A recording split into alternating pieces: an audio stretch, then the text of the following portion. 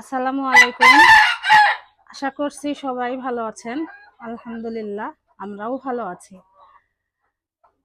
সকালবেলা ঘুম থেকে উঠে মুরগির খাবার দিয়েছিলাম, তারপরে রান্না বান্না করেছি, বাকি কাজগুলো করেছি। তবে মুরগির ঘরে এখনো পানি দেওয়া হয়নি। আর পানি দুটো পাত্রে দেওয়া হয়, তবে অধিকাংশ সময় ওরা ফেলে দেয়। একটা আর একটার সাথে ঠোকাঠুকি করতে গিয়ে পানি পড়ে যায়। তো আমি দেখছি দুটো পাত্রের একটা পাত্রেও পানি নাই। তো পানির পাত্র দুটা এখন ভরপুর করে দেব। তো পানি নিয়ে আসি আগে। পানি দিয়ে দিয়েছি। আর মুরগির তো খাবার সকালবেলা দিয়েছিলাম, এখন আর দিতে হবে না।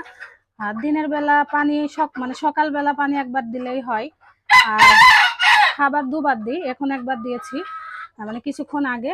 আর দুপুরের দিকে একবার দেব, তাহলেই হয়ে যাবে। এ হচ্ছে আমার ছোট দেশি মুরগির খামার। আপনাদের কেমন লাগছে কমেন্টে জানাবেন। আসসালামু আলাইকুম।